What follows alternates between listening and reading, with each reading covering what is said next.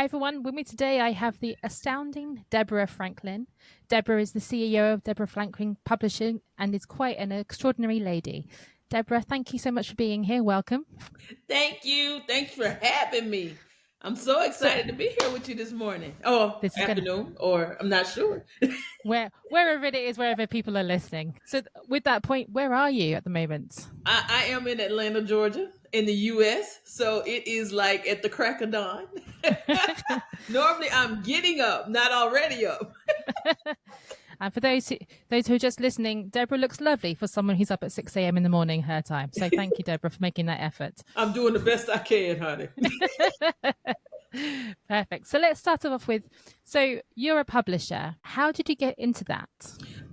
That's a great question. I kind of started by accident, honestly. I was in a position to where I was looking to do something new. I wanted to start, they say you got to have multiple streams of income. So I was looking Absolutely. and I said, well, this might be something fun. I like to read, I like doing books, and I like helping people achieve their dreams of being an author. So I saw a class, I took it and it just kind of started from there. And I've been doing it now for about, I think we're going into our fifth year of being a publisher and just being able to see things grow as we have grown over the past 5 years. Wow.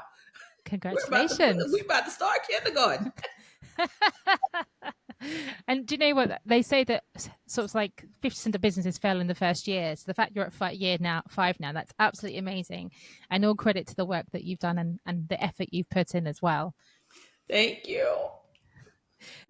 With the transition into publishing, what were you doing before to make you think I need to do something different? Well, actually, I'm still doing what I did before, and I'm an educator. So I have been in education now for over 20 years. I'm still in the classroom, y'all. It's so crazy, but it's been really fulfilling to be on the whole publishing side because I've been able to open up different doors or show my students that there are other careers out there without just being in the classroom, and to see how things are transitioning, that this can be now my only stream of income. And it's like, as we start to see things grow with the publishing company. But it was really cool that I was able to go to the London International Book Festival, and Amazing. school was still going on. But because of the time, I was able to still log in and teach my class, per Oh, se, my life. while I was there, because I wanted them to see that, yeah, y'all, it is beneficial to read. It is still good to get a book and feel it in your hands. Look at this room I'm in. It's nothing but books and people that want to do things with the books. And it was so rewarding to see how I could cross pollinate my two careers. So it's been really fulfilling that way. I love that, because when I was younger, I didn't have computers. I read so much. And now computers have taken over my life, and I'm rediscovering reading because I don't want to be on the computer all the time. And Absolutely.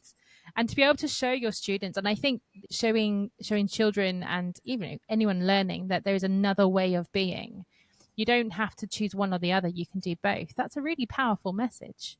Oh, absolutely. And a lot of times our students, I don't care what their socioeconomic background is, what their demographic is, they need to see adults doing other things. They have to know that there are other options in life outside of being, because everybody's not going to be the doctor, everybody's not going to be the lawyer, everybody's not going to be the famous athlete, nobody, or the famous pop singer or R&B singer. No, everybody can't do that. But what can I do to still feel fulfilled and still make a difference in the world? And so just being able to show them these different avenues and these different options, even down to showing them, I even got an opportunity to interview a gentleman that takes the book and puts the sound effects with the book. And he Oh, wanted to wow. go back and do some of those things with the classics to make it more entertaining. Because y'all know Shakespeare is good, but sometimes some parts of that Shakespeare, you be like, let's go take a nap. Absolutely.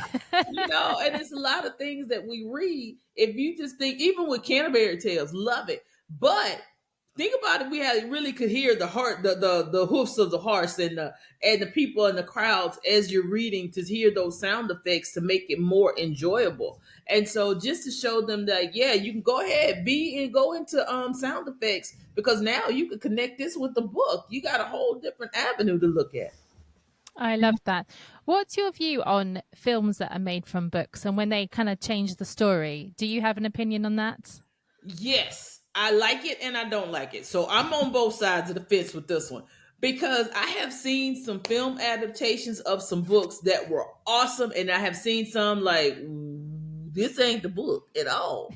I like it better when they follow the book completely. Or if the movie comes out before I read the book, sometimes I won't read the book because I don't want to be let down. Or because I know, like, there's one movie, I will not watch it because I bought the book and I want to read it first. And so it's like I haven't had time to sit down and read it. But I am going to read this because I read the movie, which looks really like it's really going to be good. And I've heard all these great reviews, but I got to read the book. And so that's one thing that you see both sides of the coin on it. But sometimes I hate when they deviate too far from the book. I don't know if you're familiar with the novel The Help. The book Yep. was excellent. Oh my God, the book was great. I even Yeah. figured out how to get my boys to read this novel. I know it's like, what, 800 pages? They read it, but I gave it to them digitally, but they were able to read it and they read all of it. But then when you saw the movie, it deviated so much. It was like, Mm. this is a waste. And of course, but it was really cool too to see the reaction of the kids when I showed them the movie after they read the book. So I was like, Yeah. yeah. So that put the nail in the coffin for that. So they like, oh yeah, we got to read the book first. So I was like, okay, I got something. I had a win. My the one I got really annoyed about years ago when the Hobbit films came out. Mm-hmm. And they started off strong and then they went on a complete tangent. And I was like, why would you do that? The Lord of the Exactly. Rings films, you did so well. Why did you do that to the Hobbit? and you read the book and it's, it's far simpler. And yeah, so I think I'm with you. I think when you turn books into films, it gives it a new audience potentially. But I want it to be true to the book or do the book justice, because I want people to Absolutely. also read the book. And I think there's so much detail in books you can't get in a film always. And to lose that is, It's kind of depressing. it is. So going back to your journey then about becoming a publisher. Mm-hmm. So you're stepping into this side hustle to start off with. Yes. What sort of thoughts are going through your head when you first start out, because it's not something you know about. What was that process you went through? One of the processes, the biggest process, was learning all of the nuances of being a publisher. That is more to being a publisher than just saying, let me get your book printed, let me get your book edited. And that you really got to go, look, you need some, maybe a barcode or an ISBN number, some of those things that get the book. No, because you had but the problem is that you have so many people out here doing it. I'm not going to say it's a wrong way, but they're doing it a quick way and a cheap way, that a lot of the authors are losing the potential that they have the potential of exposure. They're losing that exposure because there were certain corners that were cut. Yeah. They didn't give you a real ISBN number, because you can get a generic ISBN number and it does nothing except give you a number. And they didn't realize that the book needed to be registered. You got to give credit to certain people. Or like now, everybody that thinks that AI can generate a real book, yeah, it can, but it's not going to go anywhere, because now, even as a publisher on our side, when we get ready to submit certain things, it asks you up front, is this book AI generated? And if it is, who's really going to buy it? Because if AI generated, all I got to do is go push the button and I can get the same book generated. So we have to look at all these different nuances of being in this world, and that's what's helping me on this journey. And then the different book festivals, I didn't even know these things existed. Go to Germany, go to who? But it's really cool that now that I'm really getting involved in it. And I think that's why it's taken me this time. And I said, I'm glad that I took let's say the slow route to getting this done, because now I'm able to expose my authors and my clients to different avenues that we would not have had before. We help our authors go from their concept all the way to marketing. So just to be able to start have the ability to develop different things for them as a client, to be that one-stop shop, because a lot of people think, oh, I'm gonna write the book and it's just gonna sell itself. They don't realize that you got to really talk about the book, maybe Mm-hmm. tell people to buy the book, let them know you even have a book, um, and that there's a lot to this, and it can be a little expensive, but you have to be ready for it when you're getting ready to make that leap. And so that's been one of the joys of the journey and the challenges of the journey of being in this world of publishing, just dispelling the myths that so many people have, because they see all these people that are on the New York Times bestseller list and they don't realize, oh baby, that's some work to get on that New York Times bestseller list. You just don't wake Absolutely. up and say, hey, I'm on the New York Times bestseller list. No, it don't work like that. There's a proverb I love, which is all things are difficult until before they are easy. And I think particularly social media, the internet is wonderful because it opens up a whole world for us. But it does create this false expectation of how easy it is to be successful. Right. Exactly. With your experience, do you have people coming to you with those expectations and you kind of have to either turn them away because they're just not being realistic, or realign them, I guess? Oh, absolutely. I had a client. Well, she was a potential client. We were talking and she wanted to get her book published. And I said, okay, that's fine. I said, so what are your plans for marketing? She was like, for marketing? What you mean for marketing? Again, it goes back to that whole, you've seen all these people on social media that come out with a book and you don't realize this is probably not their very first book that is jumping off the shelves, and you think, oh, I write a book and I'm just gonna be famous. And I'm like, no, you got to market it, you got to promote it.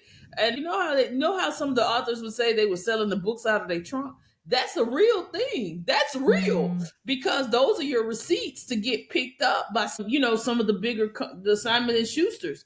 They want to see that you have sold books, so that you really have to do that. And she was like, oh, well, then I think I need to wait. Yeah, you probably do need to do that, because you're not ready for this. It's a lot more to being a published author than it meets the eye. As you said, absolutely. you think it's easy until you start working in it. Absolutely.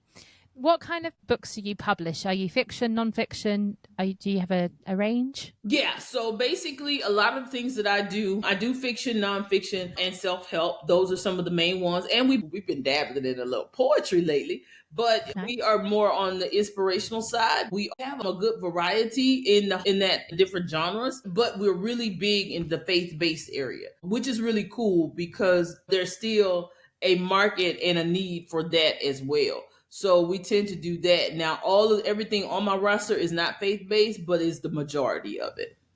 Fair enough. And what to you makes a good story? A good story is something that is honest, that is gritty, that pulls me into the place. I like to read a story that I feel like I'm on the street with you. I see the grit. I see the people. I hear the accents. I like reading books that have Zora Neale Hurston was really good at this. That she could write, and you could tell, okay, I got this. I'm in the gully. I understand this. I understand what's going on with the accents, the way she wrote phonetically to make you hear what the people are saying. So I like it when the author can pull you completely into the story, and one that really gives me a real start, a real middle, and a real ending. To Mm-hmm. set everything up and make me feel like I'm there. Love that.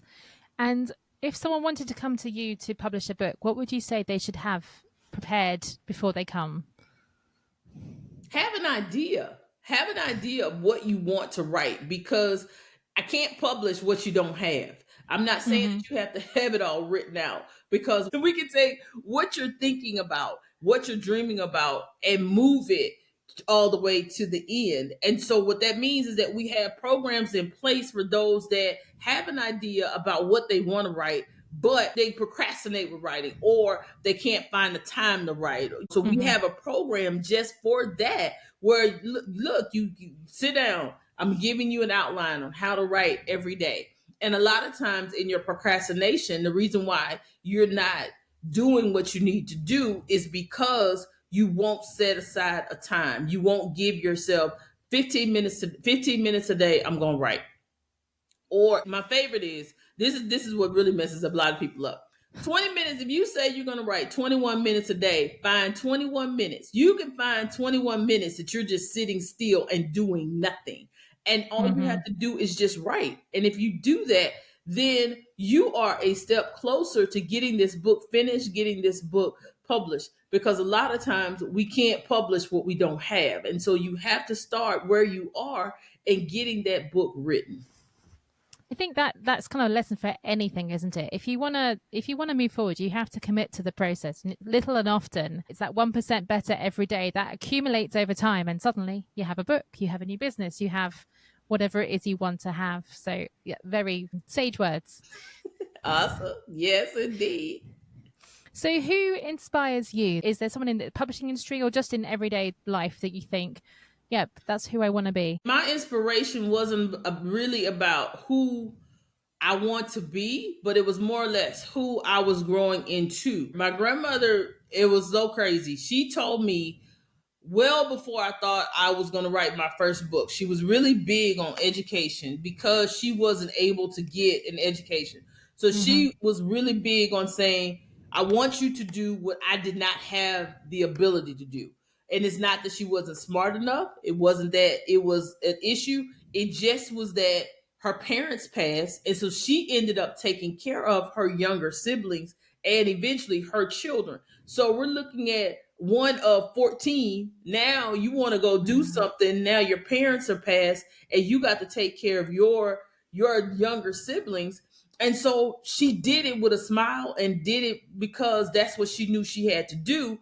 But with her grandchildren, she would tell us, I want you to go to school. I want you to get the degree. She told me, she said, I can't wait till one day I'm reading your book. But sadly, she never got a chance to read my book. But I did Mm. write my first book right after she passed. So when I finished that book, I wrote the dedication to her, because when I Yeah. finished it is when I remembered what she said. One day I'm going to be reading your book. And I was Yeah. like, girl, I didn't even think I was going to ever do that, because that wasn't even in my thought process. So, one thing that inspires me to continue to do what I'm doing is her. My grandmother was really, my grandmothers were really a big portion of my life. And a lot of times I say that people say, well, I didn't have my grandparents. I said, well, y'all, I had my grandmother. I had both my grandmothers and a great grandmother, because my great grandmother lived to be 104. So the Amazing. stories that she would tell were amazing. So being around all those stories, and then I wish I had the light bulb to be even an author or a publisher had came on a lot sooner, because we would have had a lot more documented things from our older relatives. But I did get to do it with my grandfather, so that was really cool. So I got video of him that I'm getting ready to transcribe too, Uh, and so I'm excited about that. So I would have to say my biggest motivation that keeps me going would be my grandparents, because I don't want to let them down. Not that I didn't want to let my parents down, but my grandparents were like that push that I needed, that kept saying, you can do it. You were better than that. And then they saw past what everybody else sees. That mhm. they picked up on where my gifting was and what I was good at, and what always encouraged me in those areas. That's beautiful, and obviously it's a shame they've passed, but at least you've got some of the stories and the memories. Absolutely. Do you find now that people take education for granted? I know in some parts of the world, particularly in the Western world, we're like, oh, school system's rubbish, it's all corrupt, it's not set up for purpose. I love learning. I know there's different styles of learning, and not everyone's an academic in the academic sense. But I think education is really important, and the school system does contribute to that. But what sort of feedback are you getting on a day-to-day basis from your students? They take education for granted, because especially here in the US, I can only talk about US. A lot of times we don't look at the whole child to teach the whole child. We don't Hmm. find what motivates them to take them to actually get that interest up. And then they see the videos, they see all of the stuff on social media, like, oh, I could just go be a social media influencer. But they don't realize it's work being a social media influencer. You have to pull the numbers to get that.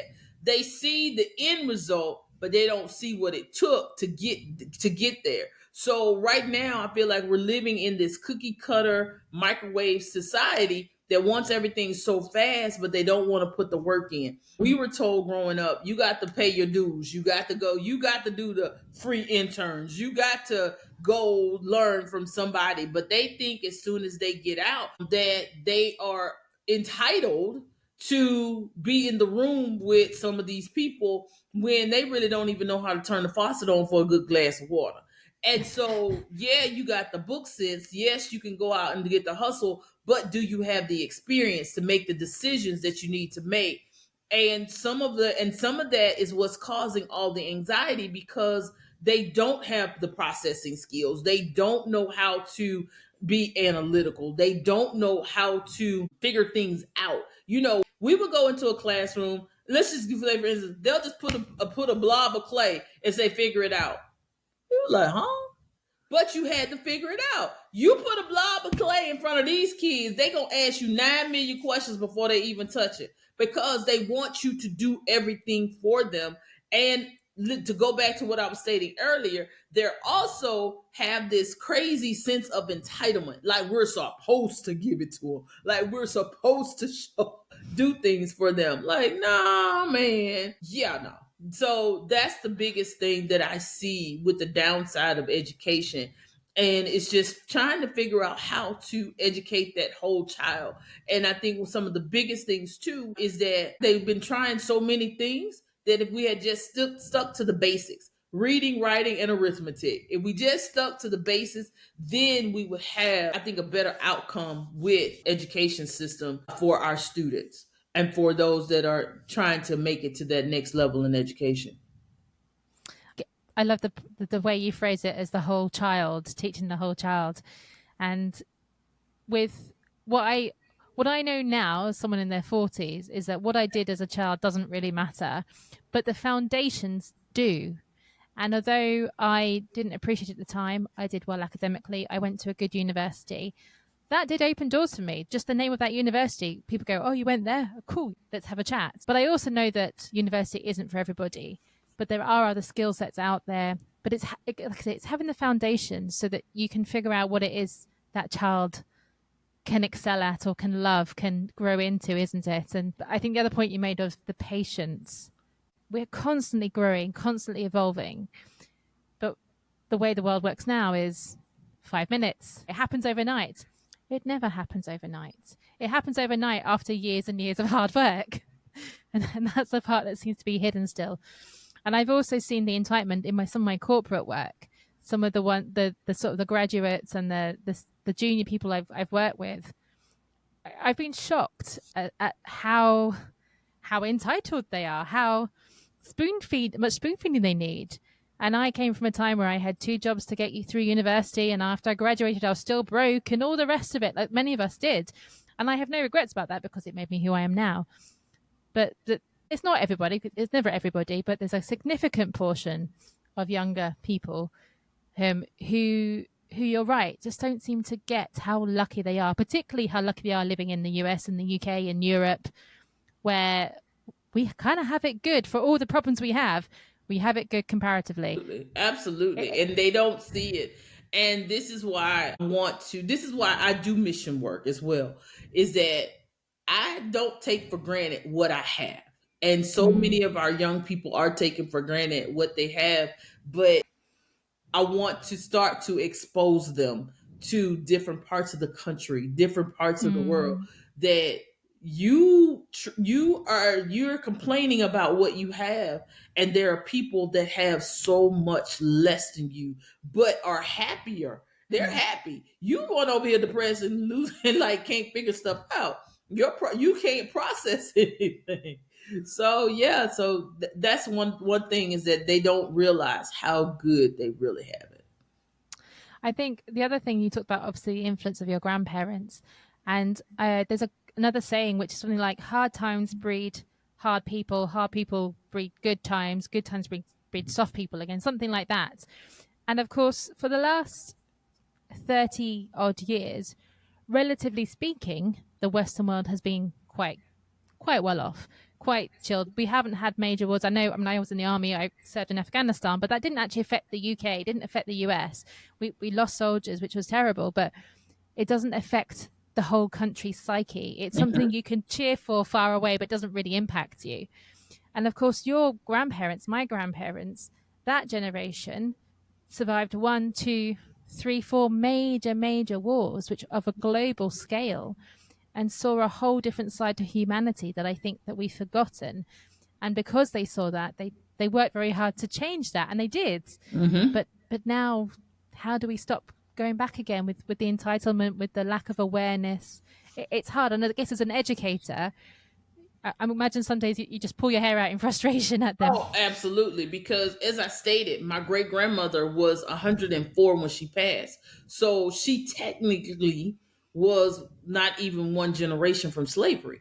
She Mm, was the product, her parents were slaves. So it's like, y'all, this is real. And I try to tell them that when you hear these stories, you have to put them in perspective that we are technically maybe only three, four generations from some of the biggest atrocities that were globally that affected us globally. Let's just be real. right.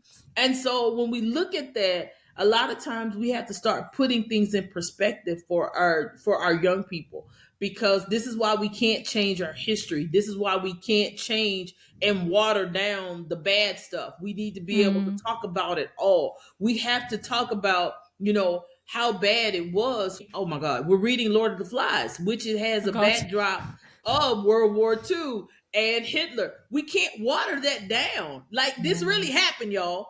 And because if we continue to water stuff down, they're not going to know how to recognize it when it starts to happen again, or if they Mm, see something again. This is why we have to make sure that we are telling the right story, that we are giving all the nuances. War is not pretty. War is not something that you just want to wake up and do. You have to be ready to share and ready for these people to see and hear and understand what's going on. Now, can we give it to them in chunks and bits and pieces? Absolutely. But this is but we still need to tell the entire story. I completely agree. In fact, I was blown away. I went to visit New Orleans sometime pre-pandemic. That timeline blurs. Like the pandemic completely blurred my memory of when hit stuff happened. But Right. I went to New Orleans, had a wonderful time, and I went to visit a plantation. And I'm a massive history fan.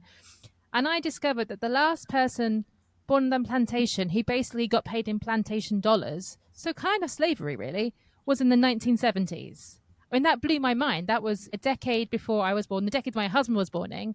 People were still born into servitude. It was just labeled differently. And when you put that into context, that is 40, 50 years ago. That is in people's current lifetime. And it is important to have these conversations, and it is important to expose people to these facts because, like you say, if we forget that, if we forget what it looks like, and then it comes around again, we've gone backwards. Not in, and Absolutely. it's a scary thought when you put it into that context. Yeah. And a lot of times people don't even want to, they're scared of it. They're Mm, scared of telling the truth. yeah. And yes, it's not a truth that we want to admit to, is not a truth that we want to really embrace that it really happened. But guess what? It's still our truth. Whatever side of the coin you were on, whatever side of civil rights you were on, whatever side of travel, let's just even travel period alone, whatever side you're on, you were on the side. So Yeah. it's, you just got to tell the truth. We just got to tell it, whatever you were doing. And then how did you change, or how did you make it better? And that's a Mm. real conversation that we can have. There's I don't know if you're aware of it. In South Africa after apartheid, there were the Truth and Reconciliation trials, and again, massive history buff. I remember studying it, and there's one group of people that really stood out because they were Afrikaans, so they were the white South Africans, And they came to these truth and reconciliation trials basically for forgiveness because they said we did nothing. We knew it was wrong, but we did nothing. And that in itself, I think, is a massive step because there's a whole psychology around group behavior. And when one group of people does something, you see it with Nazis in Germany, you see it with with the apartheid, you see it repeated around the world. When there's a group of people in power, it is hard to deviate from that because it takes a certain something. But at least to recognize that actually it was wrong and own up to it. It doesn't solve it, but it starts a conversation. Absolutely. Absolutely. And again, it goes back to the awareness. If we would just have the conversation and realize that we are more alike than we are different, we would Mm. see so many things change. Because I'll never forget, even one of my coworkers, we were talking, and I said, people that grew up in a rural area, I don't care if you were black, white, green, blue, purple, orange with pink polka dots, you have a lot of similarities. 9 times out of Oh, yeah. 10, what was on your table for dinner was on my table for dinner.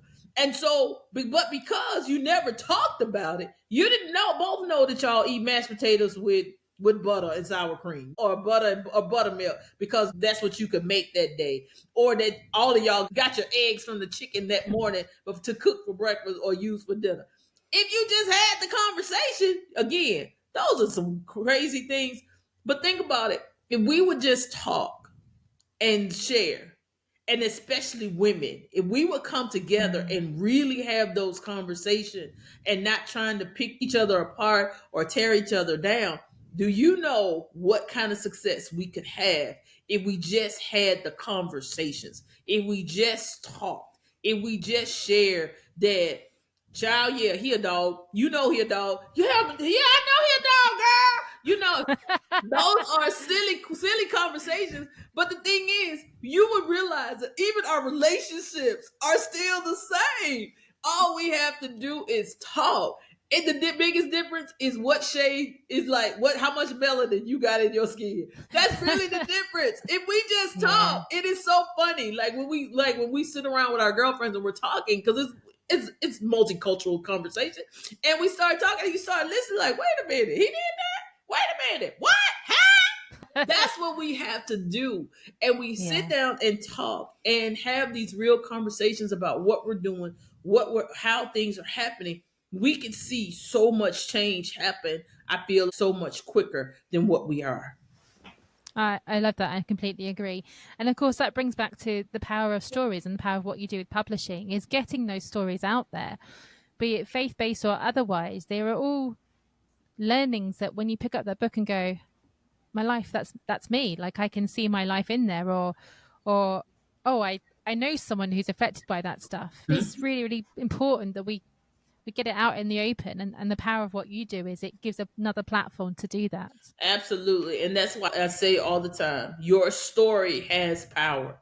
Your story is what somebody is waiting to hear in order for them to make the next step into their future.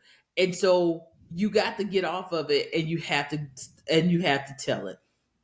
100%. So you are a publishing CEO. You work in missions. You are an educator. What next, or what else do you do that we haven't covered? I don't know. No.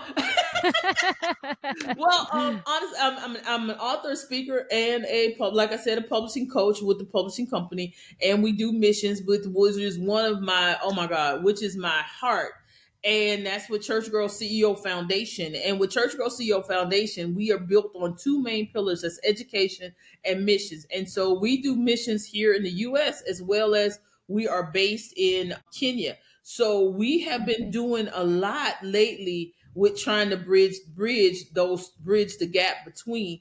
And so with education, and then we have just adopted a senior citizen living home. So now we're Amazing. taking them little things, little things for them that they need.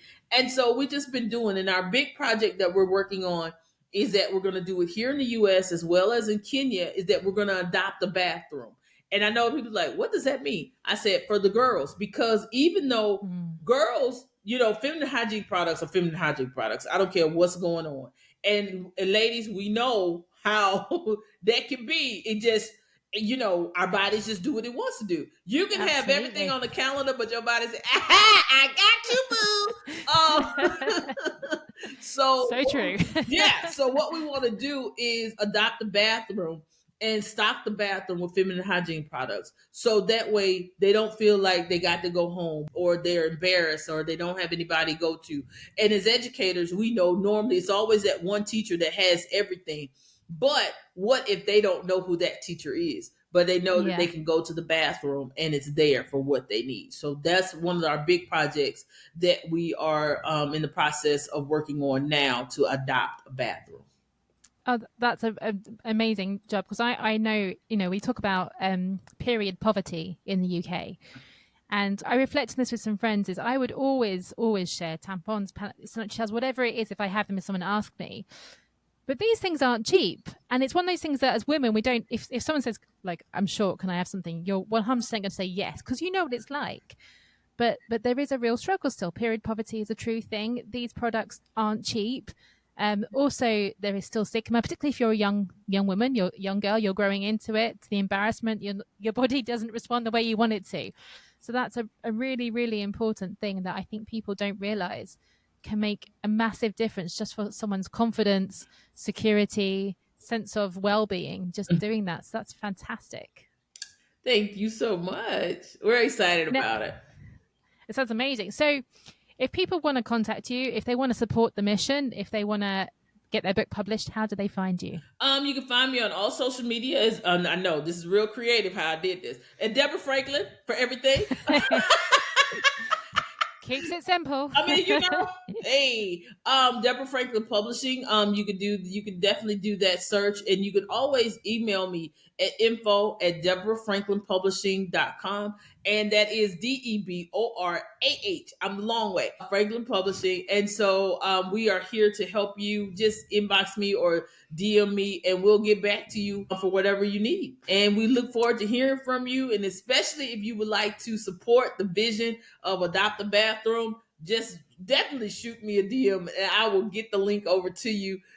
So because we need everybody's support, whether it's $5, $2, it does not matter. Every little bit helps. But we would want you to think about how much it costs for, let's say, one package, and that's usually about $5 or $6, because and I don't and you can do the conversion, but $6 because your body say you got to take care of it. And think Yeah. some of these kids don't have $6, and it doesn't matter how affluent your school is, it's still gonna be a couple in that school that are not as affluent as the others. So that's what we want to speak to, that because there is some shame in that.